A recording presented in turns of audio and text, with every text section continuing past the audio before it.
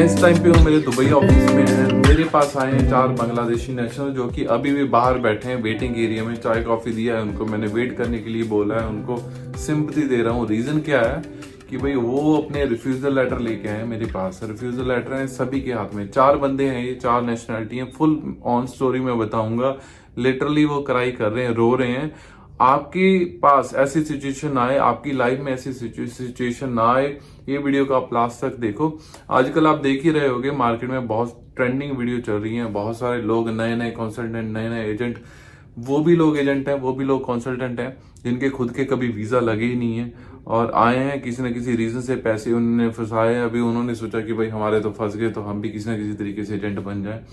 तो किसी का पर्टिकुलरली मैं नाम नहीं लूंगा, लेकिन बुर्दबी में, जो बुर्दबी एरिया है आपको पता है दुबई में, तो वहां से इन्होंने अपनी फाइल लगाई है। सीन क्या हुआ है, किसी 10 बंदे ये तकरीबन ग्रुप थे जो एक ही रूम में रहते थे, एक ही जगह पे रहते थे। एजेंट मोस्टली क्या करते हैं ना, नकल मारने के लिए भी अकल चाहिए, ठीक है, ये कॉमन सेंस है।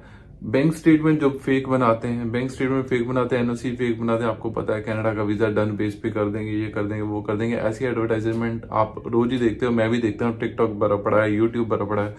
लेकिन स्टोरी क्या है, ये चीजें पहले कनाडा के लिए बहुत आसानी से चल जाती थी, लेकिन अभी ऐसा सीन नहीं है। तो आप भी गलती से भी ना फंसो, मैं आपको सभी को यही रेकमेंड करता हूँ। अगर फेक बैंक स्टेटमेंट बनानी है, फेक एनओसी बनानी है, उसका भी एक लॉजिक है, तरीका है, जो कि आम बंदों को पता ही नहीं है कैसे बनती है। मेरे को समझ में नहीं आता है कैसे लोग ये फंसते हैं। देखो, पहले तो सारी चीजें जेन्युइन करो, मैं आपको यही रेकमेंड करता हूँ। एज पर आईआरसीसी की वेबसाइट की चेकलिस्ट है ना, अकॉर्डिंग टू दैट आप अपने पेपर बनाओ। थोड़ा लेट अप्लाई कर लो मेरे भाई, बिकॉज आप ऐसे एजेंटों के पास में जाते हो, वो आपसे डिमांड क्या करते हैं, 25,000 दरम, 20,000 दरम, 15,000 दरम, 30,000 दरम। अगर आप इतने पैसे एजेंटों को दे रहे हो भाई, उतने पैसे आप अपने बैंक अकाउंट में रखो ना। रिफ्यूजल तो नहीं आएगी, साथ में बैन तो नहीं आएगा। ये 4 बंदों के साथ में क्या हुआ है मैं आपको बताता हूँ। इनसे डिमांड हुई है 25,000 दरम की। एक बंदे के पास में बैंक स्टेटमेंट थी, जेन्युइन बैंक स्टेटमेंट थी, इसके रूम में सारी चीजें थी। एजेंट ने उसका केस लगा दिया, बाय लक ला लो, या उसकी प्रोफाइल अच्छी थी खुद की, तो उसका वीजा है जो लग गया। उन चारों के ब्याह पे ये चारों चले गए उसके रूम पार्टनर की, जी हाँ उस एजेंट के पास में हमारा वीजा लगा लो। किसी के पास में कोई डॉक्यूमेंट नहीं है, सिर्फ पासपोर्ट फोटोज। उसने क्या किया, उसी बंदे का जिसका वीजा लगा था, उसी की बैंक स्टेटमेंट एडिट की, थोड़ी बहुत चेंजेस किए, उसका सभी का नाम एडिट किया, अकाउंट नंबर एडिट कर दिया, सारी चीजें हवा में कर दी।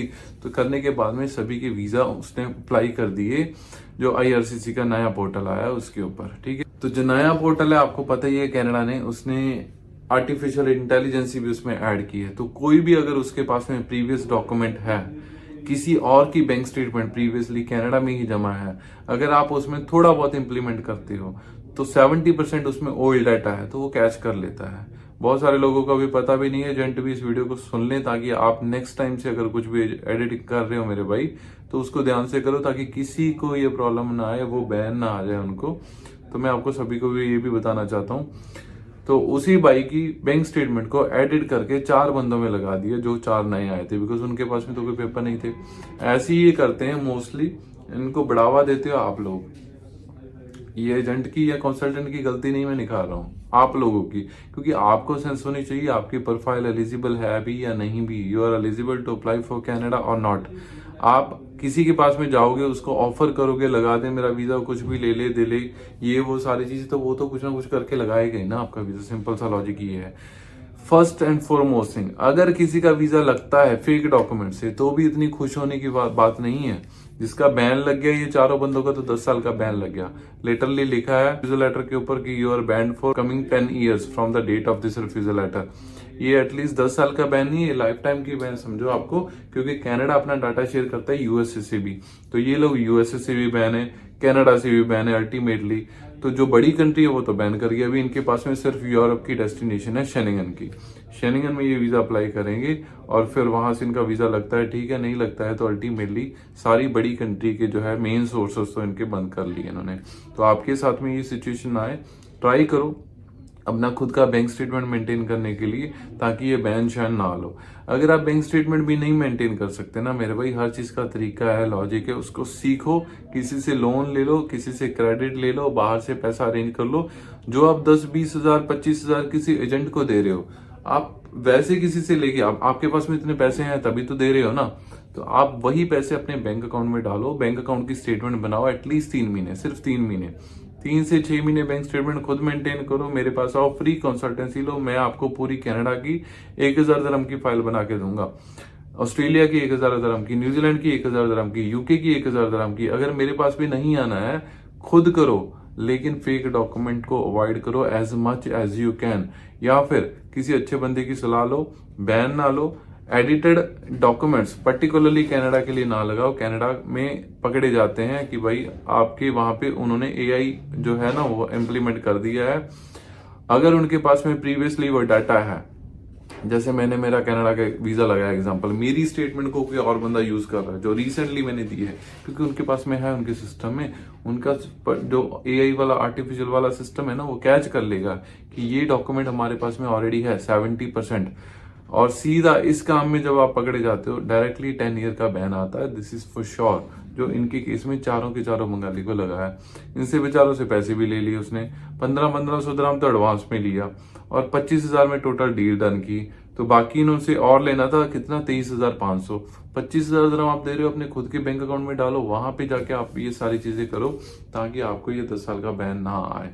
कनाडा का वीजा आप कर सकते हो, आप ऑस्ट्रेलिया कर सकते हो, न्यूजीलैंड कर सकते हो, यूके कर सकते हो। कैसे? खुद बैंक स्टेटमेंट बना के। आजकल सारी बैंक यूएई के अंदर मोस्टली डिजिटल हैं, आपको बैंक में जाने की भी जरूरत नहीं है अपना बैंक अकाउंट खोलने के लिए।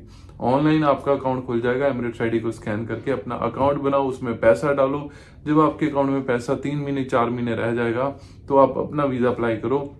सिर्फ वीजा एप्लीकेशन की जो है डॉक्यूमेंट सारी चीजें वो आप दो, और उस कंसल्टेंट उस एजेंट के पास में जाओ जो आपके साथ में प्रॉपर पार्शल है।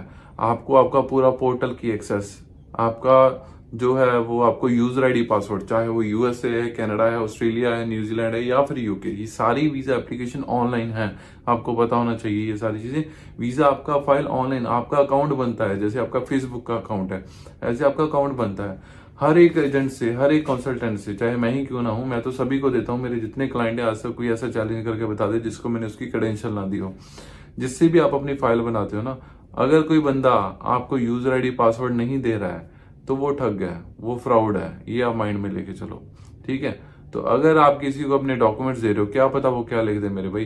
तो जिस बंदे का फेक डॉक्यूमेंट से कनाडा का भी वीजा लगा है ना, और आपको यूजर आईडी पासवर्ड नहीं मिला है, वो सबसे बड़ी उसकी भी गलती है और उसको भी प्रॉब्लम आने वाली है, दिस इज फॉर श्योर।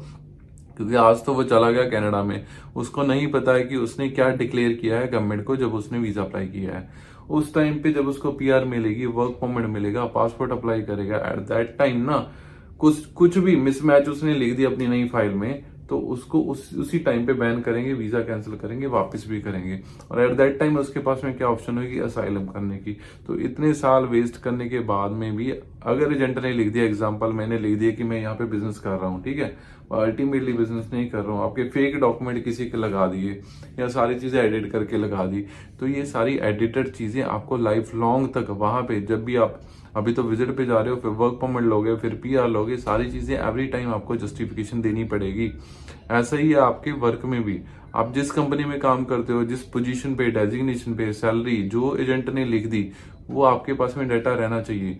आप उस टाइम पे फिर जीसी की निकालोगे, कैप्स नोट निकालोगे वहां पे जाके, ठीक है, वो सोल्यूशंस रहते हैं बट 100% ऑथेंटिक सोल्यूशन नहीं होते हैं। आप कैप्स नोट निकालोगे बट आपको सेम पीआर के लिए सारी कंपनी जो भी लिखा है, जिसमें सैलरी लिखी है, डेजिग्नेशन लिखी है, उससे एक्सपीरियंस लेटर या फिर आपके पास में जॉब रिलीविंग लेटर या ऑफर लेटर, ये सारे document at the end, at the time of PR भी देने पड़ते हैं। आपको नहीं पता है शायद, मैं आपको बताना चाहता हूँ। जिस भी कंट्री में आप रह रहे हो ना, एटलीस्ट 6 महीने की आपको वहां पे 6 महीने जिस भी कंट्री में रह लिए पीसीसी देनी पड़ेगी, पुराना पूरा अपना रिकॉर्ड दिखाना पड़ेगा, कौन सी कंपनी में कितनी देर काम की, कहां से कहां तक। लेकिन आपके एजेंट ने क्या लिख दिया आपकी फाइल में, आपके पास में तो एक्सेस ही नहीं है। और अगर एक्सेस भी मिल जाती है, आप कैप्स नोट भी निकाल लेते हो किसी ना किसी तरीके से, फेक डॉक्यूमेंट है, फेक सारी चीजें लिखी है, तो कैसे जस्टिफाई करोगे एट टाइम ऑफ पीआर या फिर सिटीजनशिप। आपको फिर भी कुछ नहीं मिलेगा। At the end after 4, 5, 6 year आपको वापस आना पड़ेगा, या तो रिफ्यूजल लेके, या वीजा डिक्लाइन लेके, या फिर बैन होके। नहीं आओगे तो फिर से असाइलम करना है, फिर से अपना केस, एजेंटों के पैसे देने अल्टीमेटली आपने। तो एक नंबर से काम करो, जेन्युइन तरीके से काम करो, ताकि किसी को कोई बैन भी ना आए और ज्यादा पैसे भी ना लगे, आपका 500-700 हज़ार में काम हो जाए और लाइफ लॉन्ग तक बैन ना आए। मेरे से आप काम करवाना चाहते हो, कभी भी आओ। 110% मैं आपको यूजर आईडी दूंगा, पासवर्ड दूंगा और आपको पूरी डिटेल, आपके सारे डॉक्यूमेंटेशन हार्ड कॉपी में, सॉफ्ट कॉपी में आपको मिल जाएंगे। उसके बिना कभी भी आप यूजर आईडी पासवर्ड है आपके पास में, चेक करो। All the notification, all the mails directly comes to you, उसमें हमारा कोई लेना देना नहीं है। जब रिजल्ट आता है आफ्टर वीजा हम कोई फीस चार्ज नहीं करते। कनाडा के लिए सिर्फ 1000 दिरहम एंड वैट है। यूएसए, ऑस्ट्रेलिया, न्यूजीलैंड, यूके के लिए सेम फीस है। यूरोप के लिए 840 दिरहम है। This is the only amount जिसके अंदर कंप्लीट वीजा एप्लीकेशन भी हम आपको बना के देते हैं। आपको मैं appointment, insurance, hotel tickets, cover letter, itinerary, everything मैं आपको बना के दूंगा इसी खर्चे में। कोई एक्स्ट्रा फीस नहीं है, कोई आफ्टर वीजा फीस नहीं है। 10 बार मेरे पास आओ, फ्री में कंसल्टेंसी लेके जाओ दैट यू आर एलिजिबल और नॉट। अगर आप या आपकी प्रोफाइल एलिजिबल होएगी तो मैं आपका केस लूंगा, अदरवाइज हम आपको मना कर देंगे। फ्री कंसल्टेंसी के लिए आप मेरे शारजा या दुबई ऑफिस में कभी भी आ जाओ। शारजा अल-जुबैल में है, मीना रोड के ऊपर, राक बैंक के ऑपोजिट, अल-जुबैल बस स्टेशन के पास में है। दुबई के अंदर है, इंटरनेट सिटी मेट्रो स्टेशन के बिल्कुल पास में। तो नंबर दिए गए हैं, एड्रेस लोकेशन में है। कभी भी फ्री में कंसल्टेंसी के लिए आ जाओ। फेक डॉक्यूमेंट से वीजा ना अप्लाई करो। बहुत सारा लॉजिक है उसमें भी, आम बंदे को नहीं पता है कैसे बनानी है। फेक डॉक्यूमेंट भी बनाने, उसमें भी एक बहुत बड़ा मैथमेटिक है। कभी भी किसी भी बंदे के एडिटेड डॉक्यूमेंट ना लगाओ, पर्टिकुलरली तो ये वाला पॉइंट है, ठीक है जी। तो और ज्यादा आपको इन्फॉर्मेशन चाहिए कभी भी किसी भी कंट्री के रिलेटेड वीजा इन्फॉर्मेशन के लिए, तो आप मेरे ऑफिस में आ सकते हो। फ्री में कंसल्टेंसी के लिए कभी भी आओ। अगर आप एलिजिबल हो गए तभी हम आपकी फाइल शुरू करेंगे और तभी हम आपसे चार्जेस लेंगे। If you are not eligible मैं आपको मना कर दूंगा और ना ही हम आपका कोई नंबर लेते हैं, ना ही हम आपको कॉल बैक करेंगे, ना ही हम आपको कभी तंग करेंगे। तो ये वीडियो अच्छी लगे इसको लाइक करो, शेयर करो। Thank you to watch this video. और उन एड्स को अवॉइड करो जिसमें लिखा होता है कि पासपोर्ट दो, फोटो दो, डन बेस है, वन बेस है। वो डन बन कुछ नहीं होता है। 100% आप वहां पे फंसोगे, 100% आप वहां पे फंसोगे। ये मैं आपको लिख के देता हूँ।